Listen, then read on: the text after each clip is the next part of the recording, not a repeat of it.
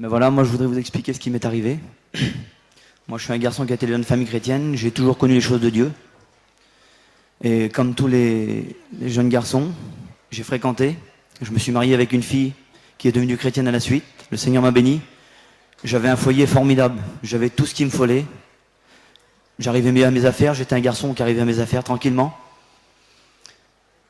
Et un beau jour, le plus beau jour de ma vie est arrivé. J'allais être papa, j'allais avoir un petit bébé. Et vous savez, quand on va être papa à 21 ans, on ne sait pas trop un petit peu qu'est-ce qui va se passer. Alors avec ma femme, on avait tout préparé, on pensait à tout ce qu'il fallait. C'est-à-dire on avait acheté, on avait tout garni la camping, le berceau, on avait acheté le lait et tout. Mais vous savez, la vie des fois, c'est pas toujours ce qu'on croit. On croit demain ça sera comme ça, un autre jour ce sera différent. Mais c'est pas comme ça. J'avais tout pensé ce qu'il fallait. L'hôpital, le médecin, tout était prévu. Puis un beau jour, à l'âge de 21 ans, je me suis retrouvé dans un hôpital. Mon petit bébé était transporté dans un autre hôpital à Porte de Vanves, qui fait partie de l'hôpital Necker. C'est le même réseau, mais c'est un hôpital privé. Pour entrer dans cet hôpital, il faut des badges. Des badges qu'on porte avec des numéros. Et moi, je ne savais pas trop ce qui se passait. Mes parents avaient compris, mes beaux-parents avaient compris, moi je ne comprenais pas encore. Et comme je croyais d'avoir un enfant comme tout le monde, tout allait bien se passer, mais c'était pas du tout comme ça. Et le lendemain matin, mon beau-père monte avec moi, il portait des lunettes, je comprenais pas trop ce qui se passait. Et j'arrivais dans un grand hôpital, avec des grandes portes. Et ça ressemblait pas du tout à un hôpital. Mais devant cet hôpital, je suis un garçon qui est pas bête quand même, je voyais toute ma famille qui était venue de très loin, ça avait dérangé plein de monde. Je dis, Seigneur, qu'est-ce qui se passe? Qu'est-ce qui m'arrive? J'ai rien voulu dire et j'ai commencé à rentrer. Et là, dans cet hôpital-là, cet grand hôpital de plusieurs étages, je voyais des enfants déformés, des enfants différents, que j'ai jamais vus encore, que j'ai jamais vus devant moi, j'ai des trucs phénoménaux. Et je respirais, je soupirais fort. Et ma femme, elle était dans notre hôpital, elle carrément de l'autre côté de Paris. Et quand j'ai rentré, le grand médecin, c'était un juif, il m'a appelé tout seul, il dit, vous êtes le père? Je dis oui. Mais il dit, asseyez-vous là. Alors, il a fait sortir tout le monde. Et il m'a regardé, il m'a dit, vous savez, il dit, vous avez un enfant qui n'est pas comme tout le monde. Il dit, vous avez un enfant qui est très compliqué. Alors je comprenais pas, je dis, monsieur, essayez d'être plus clair. Je dis, moi, vous savez, je suis forain, j'ai du mal à parler, je dis, expliquez-moi bien.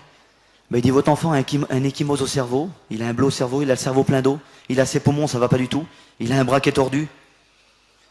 Et vous savez, quand on a 21 ans, qu'on a toujours travaillé pour le Seigneur, qu'on a tout eu, j'ai tout eu, moi je manquais de rien, j'avais tout ce qu'il fallait. J'aurais jamais cru de ma vie qu'à 21 ans qu'il puisse m'arriver un truc pareil. Ça peut arriver à n'importe qui, ça peut vous arriver à vous, ça arrive à n'importe qui, à n'importe quel moment. Seigneur Jésus. Et là, je dis ma femme qui ne le sait pas. Et d'un seul coup, ils m'ont dit, il faudrait que vous allez voir votre petit bébé.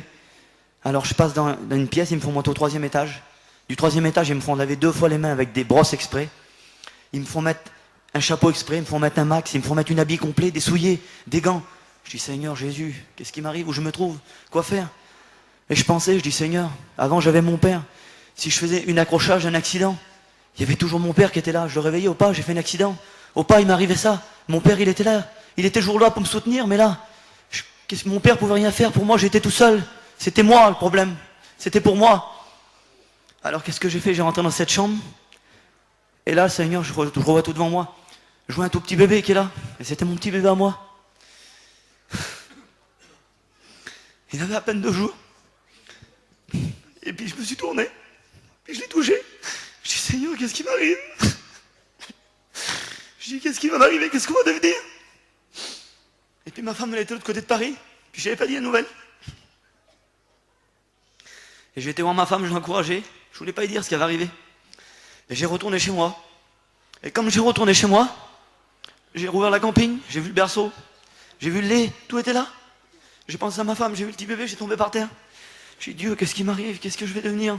Le poids que j'avais sur les épaules, combien de tonnes que ça pesait? Je peux pas vous expliquer.